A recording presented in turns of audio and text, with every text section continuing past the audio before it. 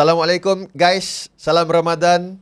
Selamat datang ke Atas Pagar. Di bulan Ramadan ini, Atas Pagar kita merakam Audiosia bersama dengan Adik Burhan dan juga Azri Abdullah. Dah episod ke-21 dah di Alhamdulillah. Milestone untuk Atas Pagar, dan kita pun dah, alhamdulillah, syukur bertuhan, dah separuh bulan Ramadan dah berlalu. Alhamdulillah. Kita dah masuk ke separuh yang kedua lah. Orang kata dah nak masuk ke 10 terakhir Ramadan. Dah nak masuk ke 10 terakhir. Di shopping mall pun semakin sesak. Di bazar-bazar Ramadan. Boleh katakan bazar-bazar tu nanti kita bincang. dengan situasinya, yelah, studio kita kat Bangi. Azri nampak tak tadi, kalau lalu lalu Bangi Central, keadaan dia dah macam hiruk pikuk, sesak. Betul. Sangat. Apatah lagi hari ni kita rekod waktu cuti Nuzul Quran. Orang bercuti ambil kesempatan untuk membeli belah, dan kita mengucapkan selamat menumpuhi baki Ramadan, dan selamat semoga lancar lah persediaan Aidilfitri. Betul, persediaan dulu. Ucapan Aidilfitri hujung nanti. Okey. Azri, sebelum kita masuk ke episod kita hari ni, kita nak recap sikit episod yang lepas. Boleh. Alhamdulillah, kami rasakan video yang kita letak di episod 20 tu viewsnya agak baik. Bagi kami lah, yang channel yang kecil ni kan. Betul tak, Azri? Betul. Yang mana kita dapat respon-respon yang positif daripada pendengar-pendengar Audiosia. Dan boleh aku katakan bahawasanya kita kena kerap buat, Azri, sebab kita kena sentiasa ulas isu-isu semasa. Betul. Sebab mereka okey, ada yang datang 2-3 orang cakap, Adib, aku tengok podcast kau, ulasan tentang Ismail Sabri tu, sebelum keluar sekejap keluar kau dah keluar. Sebab tu kau views banyak macam tu. Ya, betul. Jadi aku rasakan macam okey, kita kena take inisiatif. Mungkin selepas hari raya nanti kita boleh susun balik macam mana kita punya pergerakan, banyakkan lagi episod-episod agar kita boleh memberikan input-input yang berguna lah pada pendengar di luar sana. Okay. InsyaAllah. Dan InsyaAllah. apa video yang lalu tu pun memang view agak tinggi, tapi kita harap penonton sekiranya ingin terus menyokong dan gemar dengan ulasan kami, boleh subscribe juga kami di YouTube dan juga di Spotify. Okey, kita nak masuk rasanya episod paling isu paling besar yang berlaku di Malaysia minggu lepas. Kita cerita sikitlah pasal pemilihan parti politik. Okey. Dan yang terbaru adalah pemilihan parti DAP. Dan keputusannya pun dah keluar 2 hari yang lalu. Hopefully kita antara podcast yang terawal lagi mengulas isu ni. InsyaAllah. Untuk konteks pendengar, actually kita try untuk jemput naik pengerusi baru DAP untuk hadir ke podcast kita hari ni. Betul. Saya dah message dia 2 hari lalu, tapi mungkin jadual dia agak padat. Dan is tetamu kita sebelum ni, YB Syahrizan. Tapi kalau kita dapat lagi dia untuk episod akan datang, kita akan tanya lebih terperinci lah, mungkin politik dalaman apa yang berlaku. Tetapi kalau kita mulalah mukadimah pemilihan DAP ni, rasanya tak lari untuk kita bercerita tentang dinasti Lim. Setelah sekian lama, dinasti Lim ni adalah keluarga Lim lah, adalah Lim Kit Siang, Lim Guan Eng, Lim Hui Yi. Mereka ni adalah watak-watak utama yang menggambarkan DAP tu. Betul. So macam mana pandangan kau, Adib, tentang dinasti Lim ni? Adakah dia dinasti atau ini momokan politik saja ke? DAP adalah parti yang kita tengok satu parti yang mengamalkan demokrasi yang tertinggi dan terpimpin di Malaysia. Okey. Yang mana kita tahu DAP ini dipelopori oleh yang paling lamanya ketika sewaktu mereka menjadi pembangkang adalah Lim Kit Siang. Lim Kit Siang. Tan Sri Lim Kit Siang. Jadinya apabila telah masuk satu era baru di dalam politik Malaysia, iaitu apabila DAP menjadi kerajaan, aku dapat bacakan bahawasanya DAP ni menyedari bahawasanya mereka harus berubah. Harus mengadaptasikan parti mereka ini sebagai satu parti yang boleh menjadi parti kerajaan. Yang mana mungkin perkara tersebut tidak dapat dicapai sekiranya keluarga Lim ini terus menerajui pemimpinan DAP. Adakah kerana dia ni tak bagus for DAP ataupun dia terlalu berkontroversi dia? Bukan. Ianya mempunyai satu ideologi atau pemikiran cara yang berbeza. Okey. Dan apabila telah menjadi kerajaan, apabila YB Anthony Loke menjadi Setiausaha Agong, banyak yang telah diubah. Dan kita akan masuk satu persatu juga apa yang telah dibentangkan sewaktu mesyuarat agung DAP ataupun kita panggil Kongres DAP baru-baru ini. Okey, Lim Kit Siang ni, Tan Sri Lim Kit Siang, dia ni is very fond dalam DAP. Dia pun dia gelar Lauda. Semua ahli parti dalam DAP panggil dia macam atuk lah dekat dalam DAP tu. Dan aku rasa tak salah untuk kata Tan Sri Lim Kit Siang adalah a maverick dalam politik Malaysia. Betul. dia lama berjuang selaku ketua pembangkang, dan ketika Pakatan Harapan menjadi kerajaan pun dia tak pernah minta untuk apa-apa menjadi menteri ke timbalan Perdana Menteri ke. He just happy to become a senior MP dekat dalam Dewan Parlimen. Dan kemudian pada pilihan raya seterusnya dia bersara. Dia tahu dah dia dah menang bersama Pakatan Harapan, dan dia melepaskan kerusinya kepada pimpinan yang lebih muda. Betul. So itu adalah Tan Sri Lee Kip Siang. Tapi kalau kita cakap pasal anak dia, Lim Guan Eng Lim Guan Eng ni orang Melaka sebenarnya, tapi dia berhijrah ke Pulau Pinang. Samalah dua-dua negeri saya tu. Dan dia boleh kata first time DAP merampas Pulau Pinang daripada gerakan, dan dia adalah ketua menteri di sana and very influential. Kira Penang sampai sekarang adalah crown jewel untuk DAP, dan pengaruh dia di Penang masih lagi kuat. So bila Pakatan Harapan menang, Lim Guan Eng ni dia di-upgraded lah kepada Menteri Kewangan. Tak silap saya, pertama kali kita ada Menteri Kewangan berbangsa Cina di Malaysia. It's the only time. Kita pernah ada Menteri Kewangan yang bukan Melayu, tapi yang berbangsa Cina adalah Lim Guan Eng for the first time. Tapi dia sempat jadi menteri berapa lama, Dip? 22 bulan sahaja. Kemudian back to normal MP. Dan dalam masa dia selepas dia jatuh daripada Menteri Kewangan tu pun, penggal dia sebagai Setiausaha Agung, jawatan paling berpengaruh dalam DAP pun dah tamat. Dia kena bagi laluan pada orang lain. Dan Adib tahu tak umur Lim Guan Eng ni berapa? Tak sampai 60 lagi kan? 60, early 60. Orang kata kalau dalam umur politik ni masih very, muda, very peak. Young. Tapi dia dah mencapai climax dia dah habis.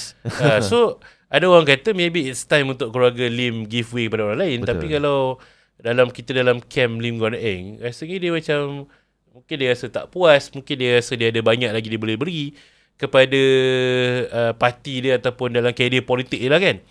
But back kepada DAP itself, dia punya sebelum keputusan pemilihan ni, Lim Guan Eng adalah pengurusi DAP, pengurusi kebangsaan, dan Anthony Loke adalah Setiausaha Agung.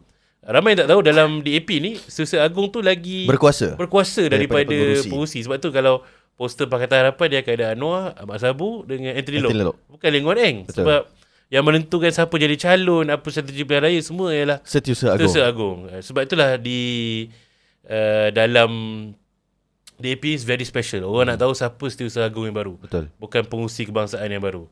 So menuju ke pemilihan DAP ni, kita memang dengar gerakan macam sudah-sudahlah dengan dinasti Lim. Kita perlukan muka baru. Dan dikatakan muka baru tu adalah gandingan Anthony Loke dan Ngah Koming. So betul ke Anthony Loke dengan Ngah Koming ni adalah future kepada DAP sekarang? Kalau tengok kepada ministerial position, betul lah tu. Dalam politik, kita tak boleh nafikan, Azri, bahawasanya kita memerlukan mereka yang ada jawatan menteri yang lebih tinggi untuk mengemudi sesuatu atau sesebuah parti. Jadi sekarang ni kalau kita lihat, Anthony Loke merupakan YB Menteri Pengangkutan, Ngah Koming merupakan YB Menteri KPKT. Jadi kita dah boleh lihat ke arah mana DAP ni akan dibawa oleh kedua-dua mereka ini.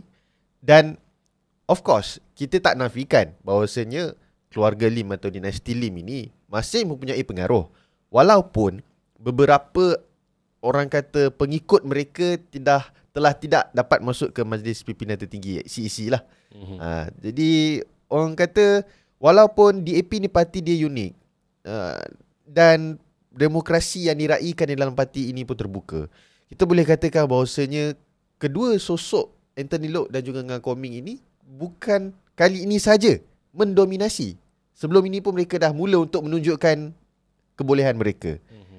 Pada pandangan aku, sekiranya YB Anthony Loke mampu untuk menjaga keseimbangan di dalam parti, kerana kita tidak pernah lihat lagi sepanjang kita aktif dalam politik, DAP ni mempunyai fraction yang begitu ketara. Kerana kita tahu apabila selesai pemilihan mereka akan bersatu kembali. They get to work. Because the goal is GE16. Okay lah, kita talk about DAP kan, GE16. Because masuk sikit PKR, pemilihan PKR sebelum ini, kita hanya ada 3 bulan saja untuk prepare for GE16. DAP saya tak pasti. Sekarang ni kalau sekiranya pemilihan ada lagi, pilihan raya ada lagi, GE16 ada lagi 2 tahun setengah, sekurang-kurangnya ada satu tempoh matan 2 tahun untuk mempersiapkan jentera calon di dalam parti dengan kepimpinan yang baru. Dengan kepimpinan yang baru. Okey, konteks sikit lah untuk pendengar mana yang mungkin tak biasa dengan pemilihan DAP.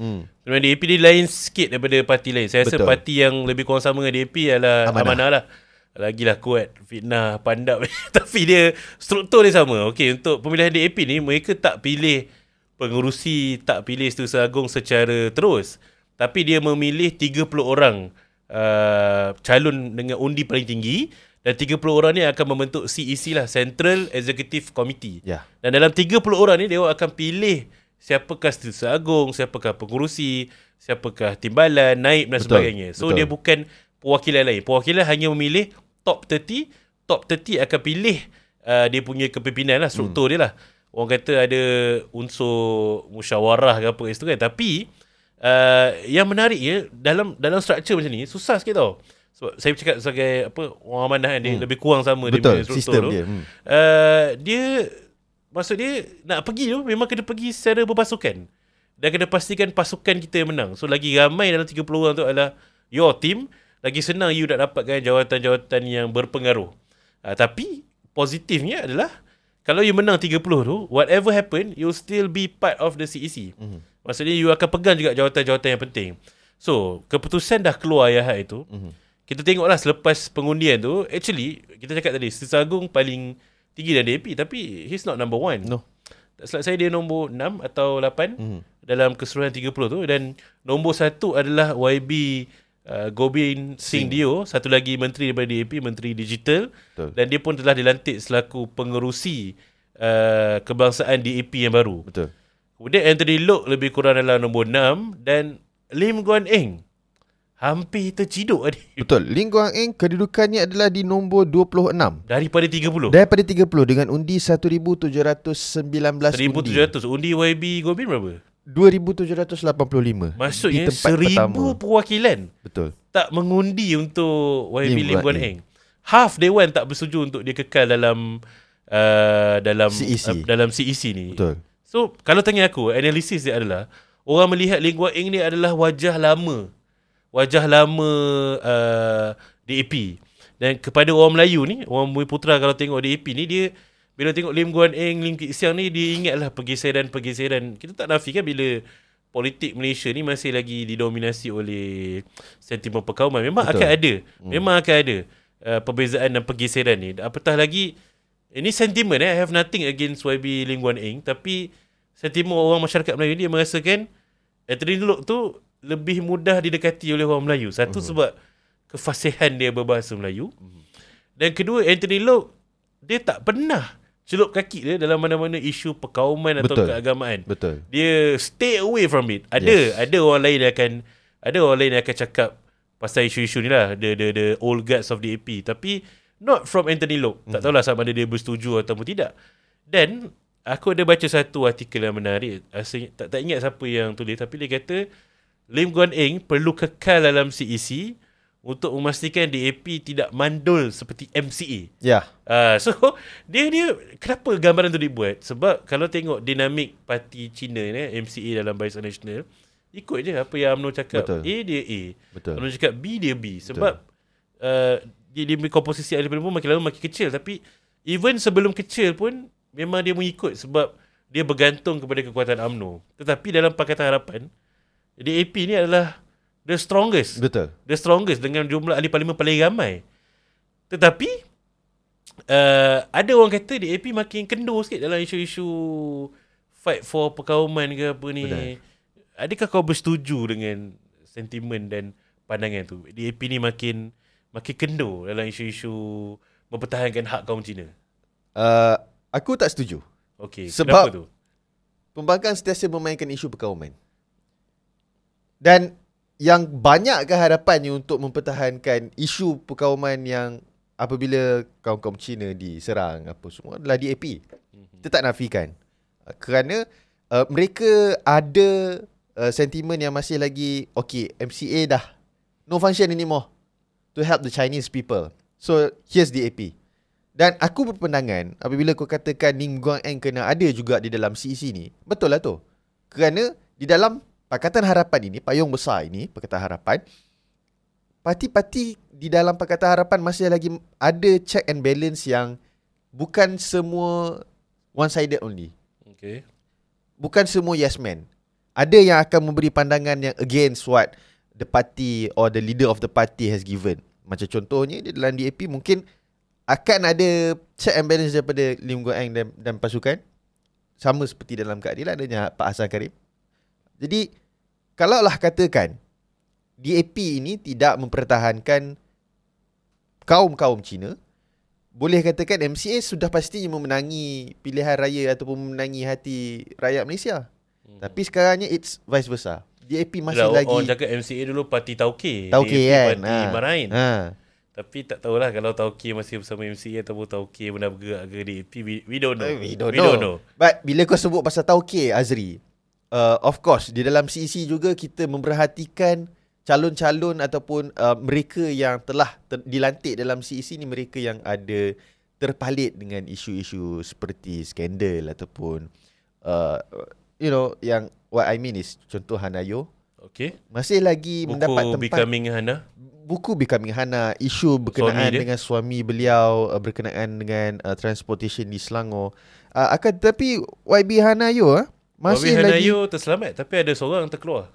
Teresa Kok. Yes. Ya. YB Hanayo di tempat ke-15. Undinya jauh beza dengan nombor 1 hanyalah dalam 500 lebih. Makna kata that's not an issue. If you are a good minister, I don't know if she's a good minister, but if you are a good minister and then you don't mungkin dia jaga grassroots dia dengan maybe baik. Dia jaga grassroots yang baik. You don't portray things that not effective, racial or something like that. Just maybe some issues yang terpalit dengan you punya personal or maybe you punya ministerial. So orang akan bagi jalan. So YB Hanayo masih lagi di tempat yang ke-15. Which is kat tengah-tengah jugalah tengok kan. Daripada 30 tu lah. Okay, itu gambaran keputusan ni lah. Dah ada muka-muka baru. Sebagai orang Melaka, saya rasa ada Adun Kota Laksamana kot. Lau Chai Tong. Okay. Terpilih sebagai ahli CEC juga. Dan kita tengok ada muka-muka figure-figure besar lah. Figure-figure besar DAP, Bad Boy DAP, Howard Lee juga ada terpilih. Betul. Jelutong saya tak pasti. Jelutong kalah. Raya kalah. Mungkin terlalu bad boy. Betul. Sebab dia kadang-kadang memang annoying dalam parlimen. Tapi adakah beliau Kem Lim? Mungkin sebab Penang kan. Sebab Penang. Tapi Steven Sim dah. Steven Sim ni yang menarik. Sebab dia ni selalu dijuluki sebagai anak emas Lim Guan Eng. Lim Guan Eng build Steven Sim's career. Dan dia pun berpangkalan di Pulau Pinang. Orang kata kalau Pulau Pinang ni adalah bau-bau dengan Lim Guan Eng. Dan YB Steven Sim nampak lebih mesra ke arah Kem Anthony Loke dengan Koming Steven Sim. Betul. So kalau tengok keputusan ni, yang menarik kan, ini adalah pemilihan terakhir Anthony Loke sebagai Setiausaha Agung. Lepas ni kalau DAP buat pemilihan, Anthony Loke will not be Setiausaha Agung anymore. Kemungkinan kalau ikut Senin, kemungkinan orang kata mungkin selepas ni Ngah Koming. Ya. Selepas Ngah Koming Steven Sim. Anthony Loke okey. Ngah Koming. Dia antara watak yang sering diserang oleh PAS dan Perikatan Nasional. Betul. Sebab dia Menteri KPKT. Urah dia kena.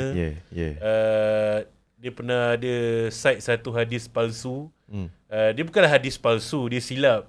Dia kata Nabi baiti jannati, rumahku syurga. It's not an hadis. Tapi it's a Arabic term lah yang kita pun faham. Dia tak bermaksud he's still wrong, tapi bukanlah membawa maksud konotasi nak kutuk Islam ke apa kan. Tapi dia dilihat sebagai figure DAP yang orang PN ni nanti kan. Yes, akhirnya kita ada orang jahat baru dalam DAP.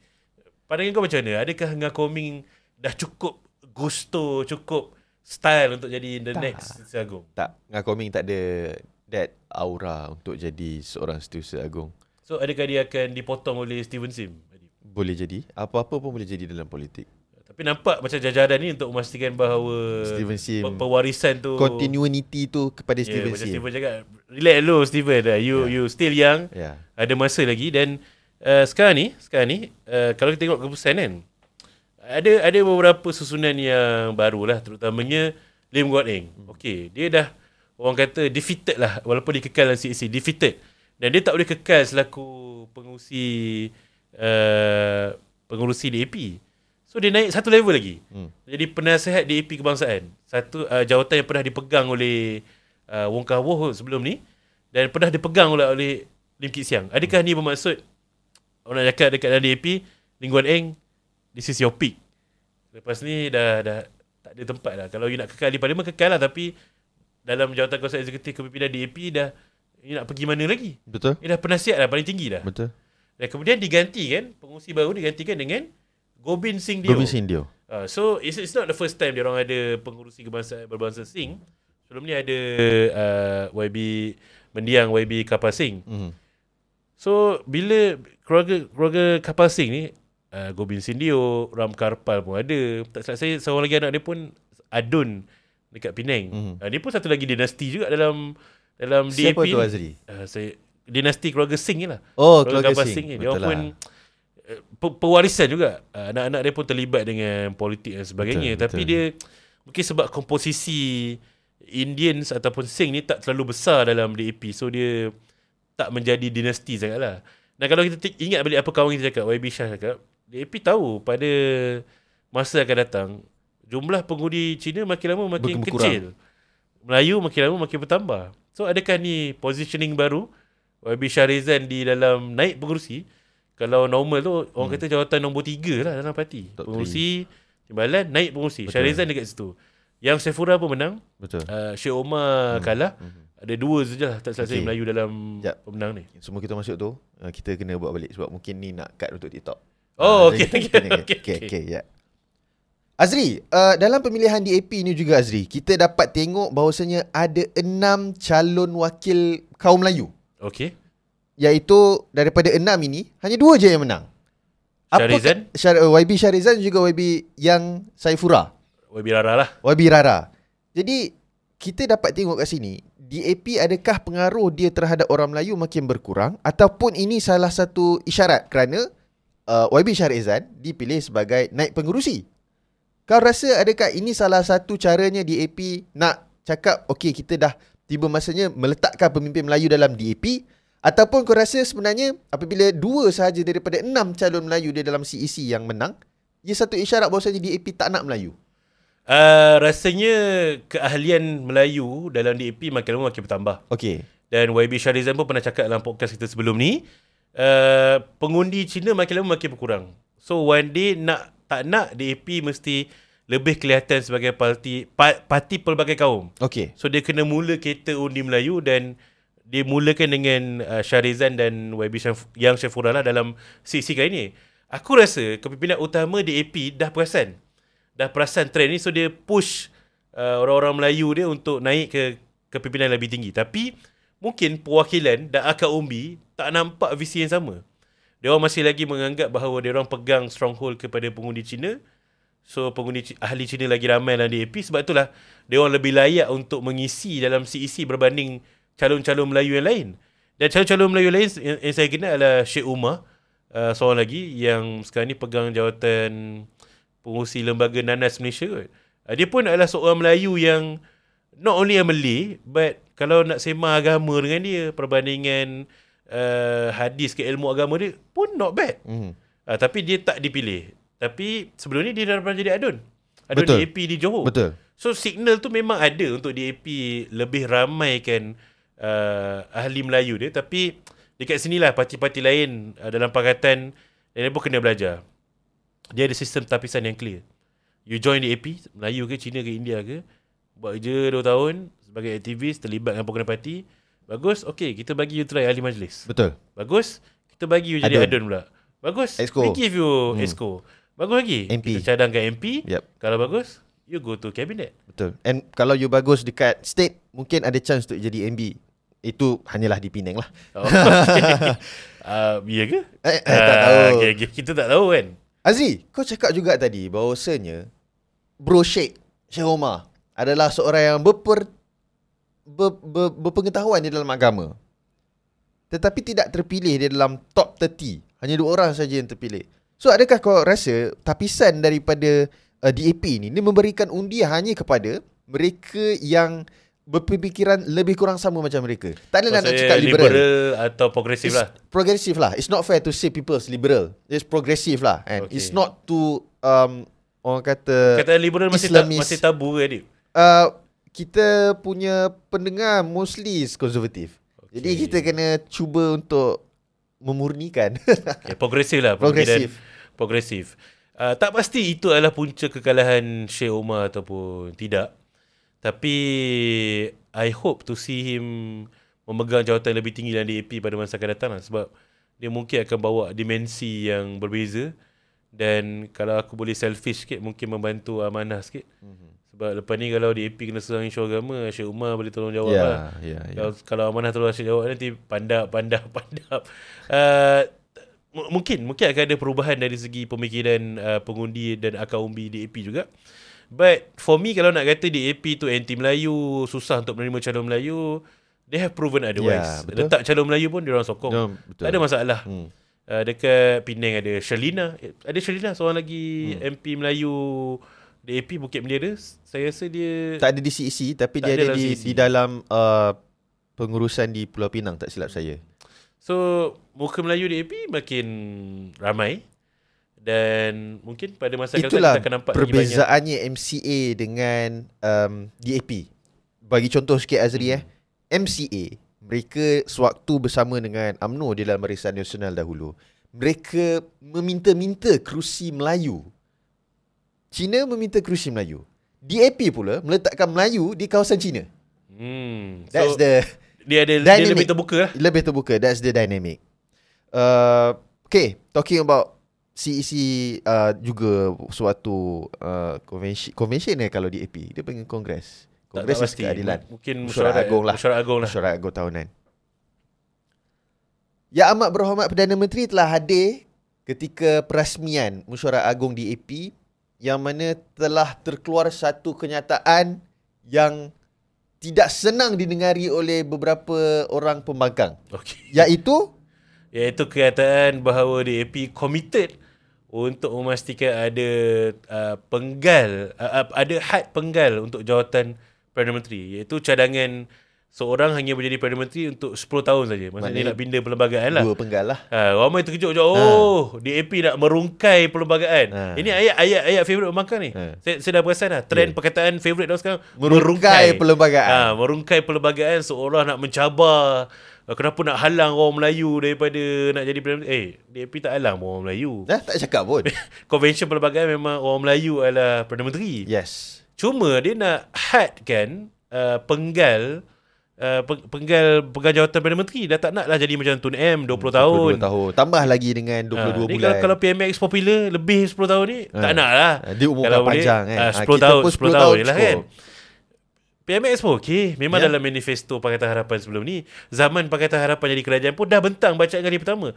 Tapi Perikatan Nasional naik, you tarik balik bacaan bil tu. Betul. Dan lepas tu keluarlah statement daripada Ketua Pemuda PAS. Apa statement tu, Adib? Statement dia adalah mereka katakan DAP cuba untuk menggugatkan kedudukan orang Melayu.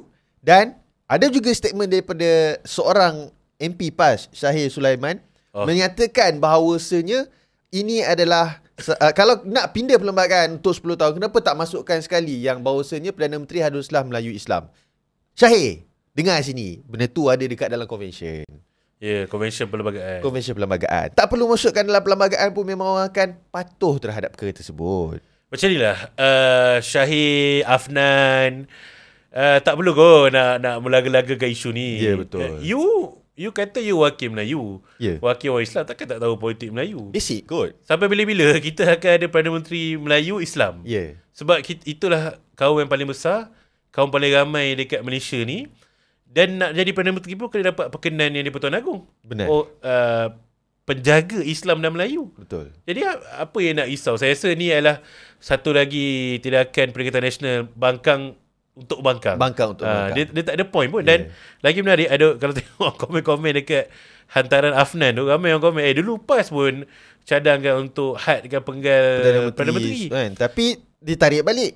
Dia lupa. Mungkin Sepatutnya harus tanya kepada pemimpin Perikatan Nasional PAS sendiri pun. Kenapa masa bentangkan had umur Perdana Menteri, had untuk menjadi Perdana Menteri ini, kenapa tak bentangkan sekali, Perdana Menteri kenalah Melayu Islam.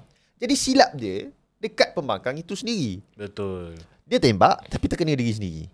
Itulah, tak pasti apa plot DAP ni, apa plot PAS ni, mungkin dia orang just nak ambil point lah. Tengok DAP, dia tengok DAP kat Twitter, dia tak boleh kalau dia tak sebut boleh. DAP satu hari ni. Dia tengok DAP dia semalam pun ada minda Presiden PAS dia baca pasal isu menjaga kemuliaan Islam. I'm okay. Dia adalah seorang ulama, kita pun baca pandangan-pandangan dia, tapi dia mesti nak selit kan DAP. Kerajaan DAP, kerajaan dia tertajuk DAP. Tapi itulah, kita nak sampai hujung sisi DAP ni, kita nak cerita pasal satu lagi parti pula lepas ni. Ada soalan yang menarik. Semalam PMX dia tanya, adakah keputusan pemilihan DAP ni akan memberi kesan kepada rombakan kabinet? PMX of course tidak memberikan sebarang jawapan, tapi kalau tanya aku, semua menteri kabinet DAP berada dalam CEC. Betul. Cuma mungkin muka-muka baru ni mungkin boleh mengisi jawatan timbalan menteri ke apa ke. Mungkin dah tiba masa Shah Rezan, jadi timbalan menteri dekat mana-mana kementerian, ataupun mana-mana Yobiin mungkin patut dikembalikan dalam kabinet semula. I don't know. Tapi ataupun mungkin PMX nak tunggu keputusan parti dia sendiri. So kita dah tutup chapter DAP, kita nak pergi keadilan sikit. Keadilan ni saya bagi Adib lah. Intro sikit Adib, apa situasi keadilan sekarang? Setakat pada hari ini, pencalonan bagi pemilihan di cabang ini bahagian lah. Contoh dia cabang mengikut Parti Keadilan Rakyat kawasan Parlimen lah. Okay. So ada 222 cabang lah. 222 cabang, betul. Jadi bagi saya di cabang Shah Alam, pemilihan sekarang ini tempoh pencalonan telah ditutup, sekarang adalah tempoh bantahan. Senarai untuk calon-calon pun telah dikeluarkan, siapa akan calon. Jadi kita dalam tempoh membantah. Dan dalam masa beberapa minggu lagi kita akan mengundi untuk kepimpinan cabang sahaja dahulu. Dan disebabkan kita lakukannya online, dianya banyak perkara yang harus ditelusuri di dalam parti ini. Dan sekarang ini kita kena pastikan bahawasanya pengundi ini, sebab syarat-syarat ni diletakkan tu begitu ketat. Tidak boleh berkumpul 50 orang dalam satu masa ketika hari mengundi, walaupun di online. So dia tak boleh buat poster menunjukkan ada pasukan-pasukan. Ini di cabang dan juga di pusat. Maksud dia memang tak boleh ada. So sebenarnya tak boleh ada cai. Tak boleh ada cai lah. Tapi of course kita tapi keadilan ada tu tim wawasan lah, seangkatan lah sebelum ni. Dah tak boleh. Ini baru ke apa? Baru. Ini baru. Okay. Ini baru. baru aku tahu. Aku kan memang sebelum ni tak boleh orang langgar. Barulah untuk pilihan kali diperkenalkan. Sebab bila di pusat, ianya menggunakan sistem perwakilan. Jadi dia dah jadi macam DAP. You pergi bertanding, you buat poster ke apa, you tak boleh pergi as branding. You kena pergi as diri you sendiri. Tapi orang tahulah you liars dengan siapa. Itu di pusat. Which is di pusat penamaan calonnya 24 hari bulan April nanti. Jadi untuk cabang ni bila mengundi dia? Tempohnya adalah daripada 11 April hingga ke 20 April. Akan tetapi pusat akan bagi satu tarikh untuk negeri. Contoh Selangor, Negeri Sembilan, Melaka, undinya adalah pada 12 ataupun 13 ataupun 14 ataupun 15. Contoh macam tu lah. Dia akan keluar keputusan negeri tu lah. By negeri. Jadi cabang kat Selangor, siapa yang menang. Jadi the next tu dia akan by meriah lah. Raya ahli-ahli keadilan tahun ni. Sangat meriah. Semua orang nak berkempen. Tapi aku tengok bagus jugalah dia buat online. Kalau kau tahu zaman keadilan buat pemilihan, ada baju hitam apa semua. Jadi ini lebih terbuka. Dan PMX sendiri mengatakan memang sengaja dibuat di bulan Ramadan dan juga musim raya. Kalau gaduh pun dah raya boleh maaf-maafan lah. Betul. So Adib, setakat ni di peringkat pemilihan cabang ni, dah ada berita-berita besar, mungkin ada figure yang tak bertanding ke, atau figure baru ke? Antara yang boleh kepastian adalah Datuk Fahmi Fadzil masih mempertahankan ketua cabang di Lembah Pantai. Tiada pertandingan, tapi kebanyakan tempat ada pertandingan. Kebanyakan tempat termasuk Setiawangsa. Setiawangsa, betul. Oh, setiausaha Nik Nazmi? YB Nik Nazmi. Oh, dengan ni lah Syed Adli betul, saya tak pasti setiausaha sebab dia tak release lagi list sebab kalau macam saya di cabang Shah Alam, kita akan boleh tengok list Shah Alam saja dulu. Oh, belum boleh tengok kawasan lain belum tengok kawasan lain lagi. Jadi kita nanti juga nak tengok apakah perlawanan, mungkin akan ada giant killer ke kali ini apa semua. Dan update terbaru Azri, baru-baru ini AMK telah mengadakan satu majlis buka puasa di Putrajaya, iaitu pada hari apa lupa dah Azri. Buka puasa AMK Pusat lah. Buka puasa AMK Pusat. Sekejap kita cover balik 16. Okay Azri, 16 hari bulan yang lepas AMK telah membuat satu majlis iftar buka puasa dengan pimpinan dan juga ahli-ahli AMK di seluruh Malaysia di Putrajaya.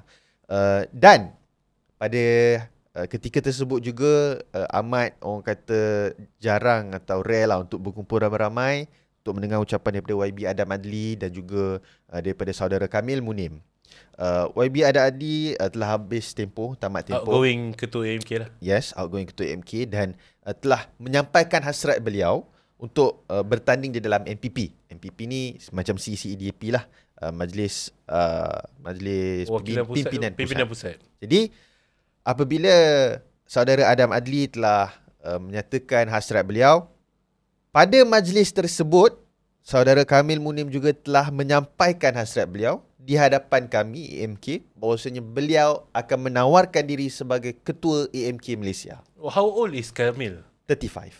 So ni memang tahun terakhir dia. Tahun terakhir Kamil. Penggal akhir dia lah. Penggal akhir Kamil. Okay, so memang dia menawarkan diri sebagai ketua AMK yang barulah pada pemilihan akan datang ni. Betul. So kalau pergi AMK di peringkat cabang sekarang ni, okay lah, first tanya kawan kita ni lah, Adib bertanding apa pemilihan kali ni?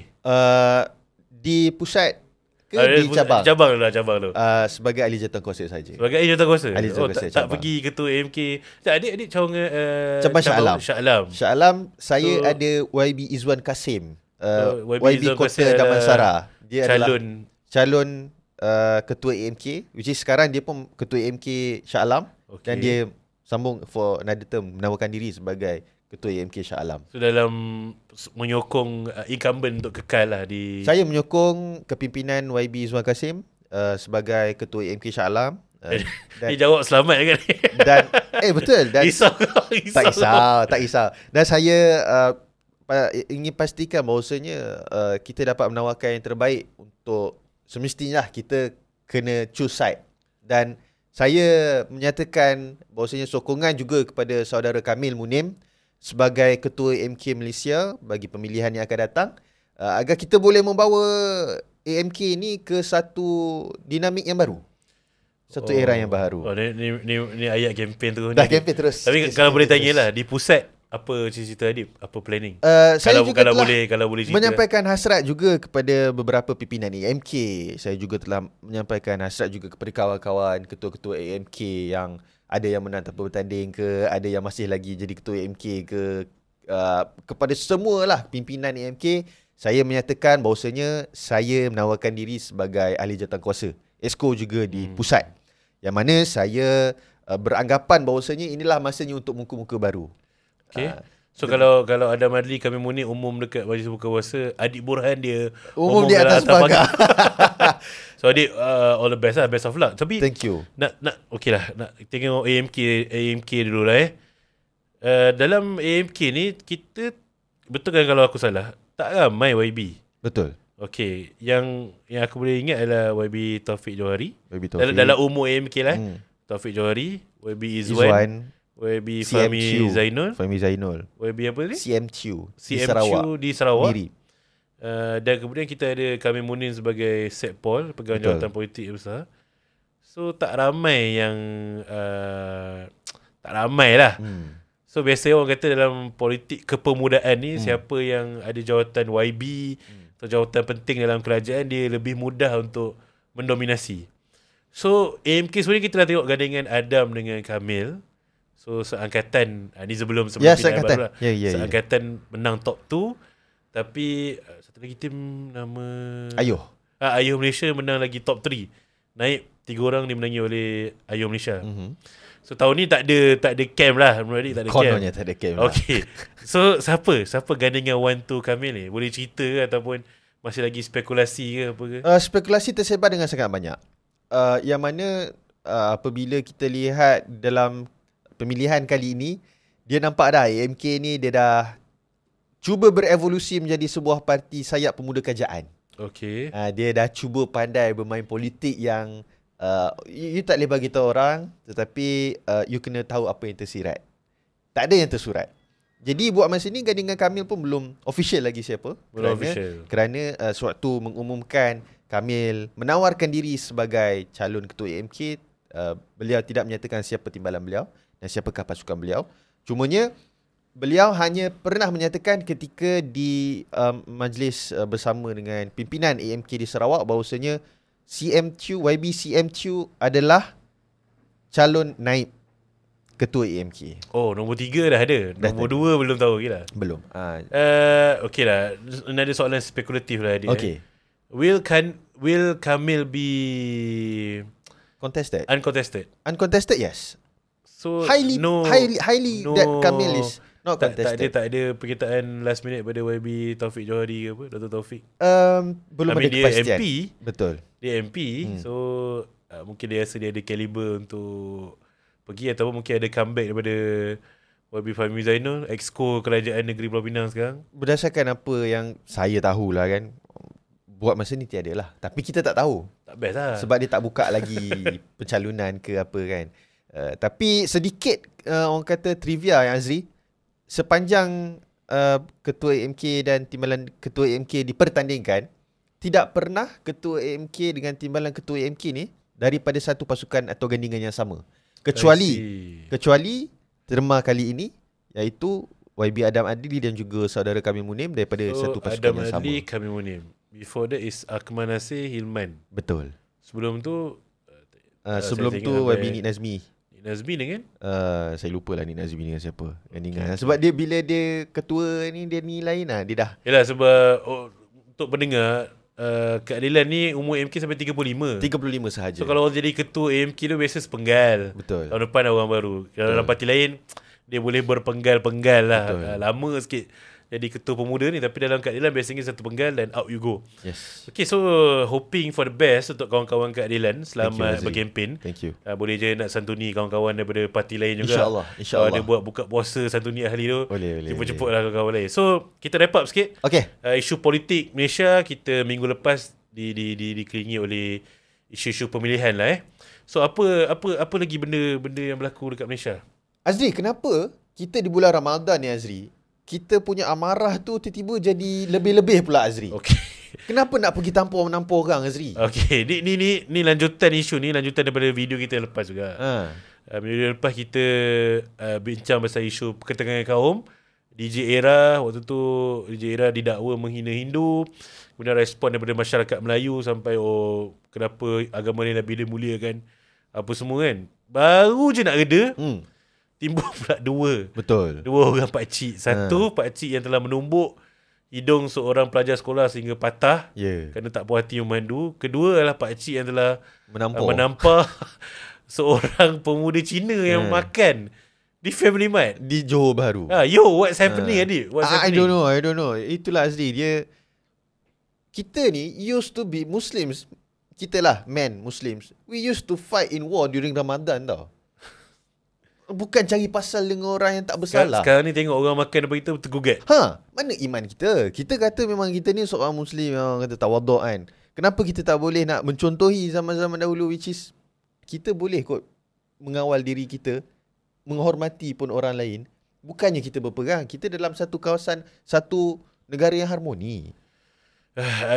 Tak tahulah dia. Aku kecewa, sedih. Dan aku rasa benda ni pun tak boleh lari pada politik. Semenjak 2 menjak ni, tak ada orang menafikan politik perkauman kita terlalu dahsyat. Rasa tidak percaya sesama kaum, rasisme di mana-mana. Jadi bila benda ni spill over lah, kalau tanya aku, benda ni spill over daripada naratif perkauman, naratif politik yang berlaku di media sosial So kepada orang Malaysia, tolonglah hentikan benda ni. Janganlah. Bulan puasa we are supposed to be bermaaf-maafan, penyabar, meraihkan satu sama lain. And it's very sad. Dan bukan isu pakcik ni aja. Kan pakcik tumbuk tu memang dah didakwa lah. Pakcik penampar Family Mart tu pun mungkin akan sedang disiasat dan mungkin akan didakwa. Betul. Awal-awal bulan puasa itu pun ada satu lawyer, tak ingat lah nama dia, dekat TikTok lah. Dia buat 30 hari 30 undang-undang kan. Cerita hari pertama tu dia cerita pasal apa hukuman kalau orang Islam tak berpuasa. Dia cerita apa nasional. Pun ada orang kata you bukan orang Islam, buat apa you nak campur, nak cerita pasal orang Islam. What is this? What is this? Dan di dalam keadaan macam ni Menteri Perpaduan di mana? Okay, to be fair tu Menteri Perpaduan, dia sekarang dah bayar sponsored ad dekat Twitter. Perasan banyak so, sangat keluar. Mana-mana ada menteri. Okey lah. Tiba-tiba keluar good. Banyak keluar. Okey lah, boleh baca apa yang Menteri Perpaduan. Tapi aku rasa Menteri Perpaduan perlu lebih vokal dalam isu-isu macam ni, dan dia perlu bersikap proaktif lah. Mungkin ada satu kempen tunjukkan yang kita okey-okey je, kita bahagia je. I don't know. Tapi memang ini isu sampai bertumbuk ni sebab bulan puasa, sedih lah. Betul. And bulan-bulan puasa sebelum ni kita dengar kisah orang Melayu bagi cashier minum air dulu. Orang Cina bagi cashier Melayu minum air dulu. Where's all those good stories? Mana pergi? Kita kalau boleh bulan puasa dia, kita nak fokus pada resepi Khairul Aming. Betul. Itu je. Kita tak nak dengar orang gaduh-gaduh lah. Tapi Khairul Aming pun bergaduh juga. Dia bergaduh dengan anak murid dia. Pening kepala dia sampai demam kan. Dengan doktor juga bergaduh. Dengan Dr. Rafida. Sampai demi Rafida masuk Rafida. But, itu menghiburkan kita kan. Malaysia dia bulan puasa. That's nice. Cuma bila isu ni berlaku kan, tak nampak pula dia punya kehangatan kaum tu tinggi macam isu DJ Era itu. Padahal it's this dalam thread yang sama. Azri, aku rasa isu perkauman ni dia memang diapi-apikan oleh pembangkang. Itu yang pertama. Okey lah, aku tak nak tuduh pembangkang. Aku dah bersangka baik. Okay. Tapi aku boleh setuju ada orang yang di belakang isu-isu ni. Tak apa, biar aku yang cakap. Kalau kau rasa tak, biar aku yang cakap. Itu yang pertama. Yang keduanya, orang kita terbeli dengan apa yang telah dijaja oleh mereka. Which is, of course, berlaku apa orang kata ekstremism dalam perkara tersebut. Dan kenapa kita tidak boleh? Ada juga video yang tular juga Azri, yang kawan-kawan kita Muslim ni ajak kawan-kawan non-Muslim untuk berbuka puasa bersama. Pergi bazar bersama-sama. Inilah yang kita kena tekankan. Bahawasanya, kuat pula bunyi motor tu kan. Bahawasanya, kita tahu yang takkan mampu kita pecahkan tembok di antara kaum ini tanpa kita sendiri yang majoriti ni menunjukkan belas ihsan kepada mereka ini. Betul. Kenapa kita nak berkeras kan? Kalau kita sebagai orang Islam ni, antara tanggungjawab kita adalah berdakwah. Betul. Menyampaikan keindahan, kesucian, kemuliaan agama kita. Dan benda-benda yang berlaku ni tak membantu orang untuk merasakan Islam tu adalah satu agama yang mudah didekati. It's very sad lah. Kalaulah betul satu parti Islam itu mampu untuk bawa direct direct. Kita mampu untuk memberikan dakwah yang macam Azri katakan tadi.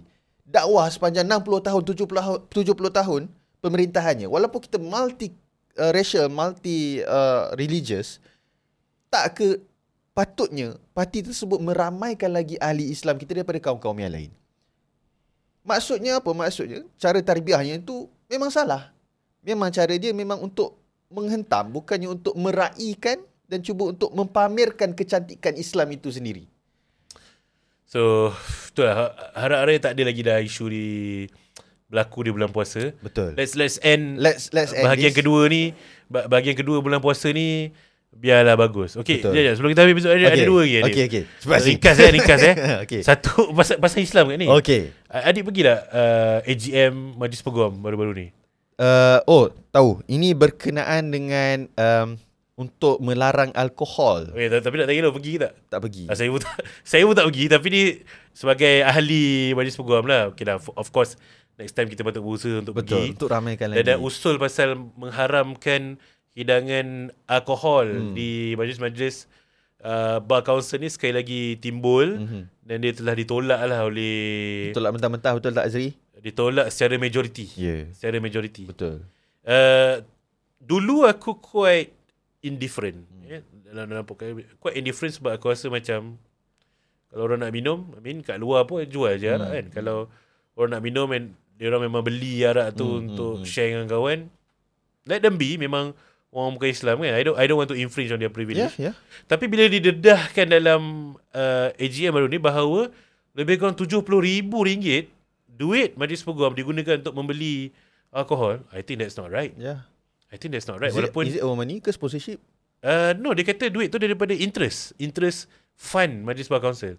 Ada lah yang cakap interest pun haram, so kita beli lah benda haram. It's not right. No. So aku harap usul ni akan keluar balik tahun depan, InsyaAllah. Sebab pelik lah bila nampak duit yang disumbang oleh ahli-ahli Bar Council yang untuk tahu Bar Council ni setiap tahun kita kena bayar our fund lah kepada Majlis Peguam untuk jaga high level kita. And to be honest, Majlis Peguam has done an excellent job untuk bantu peguam-peguam. Tapi untuk isu arak ni, it's quite sensitive dan kat atas pagar kita boleh cakap masyarakat kita konservatif. Yes pun konservatif juga. Tak ada isu untuk kamu minum arak, but don't buy the alcohol using the common money lah. Okay, tu Bar Council. Last ni nak masuk ujung nombor ni isu bazar. Bazar Ramadan ni. Okay, I think we owe an apology dan kita pun cakap tahniah kepada Dr. Zaliha. I think she's been excellent as Menteri Wilayah. Dan bazar tahun ni dia di BKL telah ambil alih daripada Persatuan Pejaja dan jual tapak dengan sewakan tapak dengan harga yang sangat murah, iaitu untuk bazar Ramadan RM500 dan untuk bazar Syawal RM700. Cuma ada deposit RM2,000 lah. So deposit bakal dipulangkan lepas habis sebab nak pastikan peniaga-peniaga ni kemas tempat tu.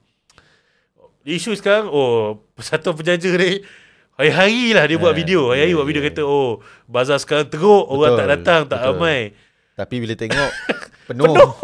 Dia kita nak pergi jalan tak boleh. Tak boleh. Azri, sebenarnya ini adalah salah satu cara untuk menangani Alibaba. Betul. Atas angin. Dan aku perasan Azri, aku pergi ke bazar Ramadan. Bazar mana dah pergi? Orang Semaju. The longest bazaar. The longest bazaar in Malaysia, in Kuala Lumpur. Dan apa aku perhatikan adalah harga okey. Harga tak gila. Sebab nak compare dengan tahun lepas, harga tahun ni okey. Yang keduanya, kualiti sangatlah memberansangkan daripada tahun lepas. Kualiti bazar ke kualiti makanan?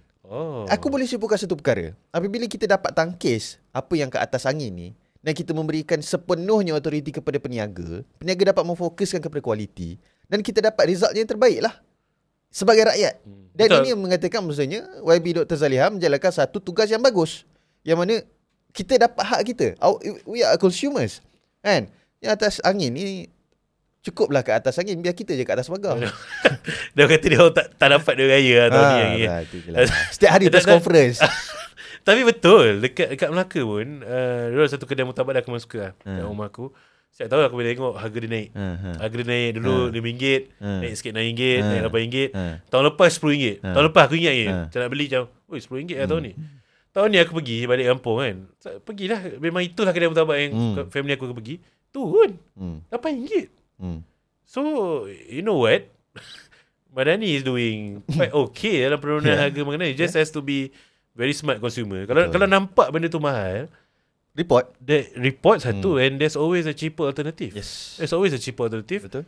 So cari dan gunakan. So sebelum mula puasa ni, saya tak tahu lah banyak lagi press conference Persatuan akan buat. Dan mungkin minggu ni dia akan dedahkan siapa Mike, Jai. Nama-nama tu nama petik je. Nama mereka. Ya Allah. Tapi itu saja episod kita untuk kali ni. Azri, I think sempat satu lagi before raya ni.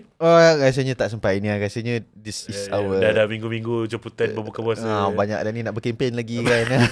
I think this is the last episode. I think boleh kita menyatakan bahawasanya selamat berpuasa, selamat pulang berhari raya, bawa kereta hati-hati di jalan raya. Salam Aidilfitri. Kami di atas pagar mohon maaf zahir dan batin sekiranya ada tegur sahati tersilap, terutamanya bila kita kritik beberapa isu. Hopefully pendengar terus menyokong kami di atas pagar dan selamat hari raya. Assalamualaikum. Ciao guys.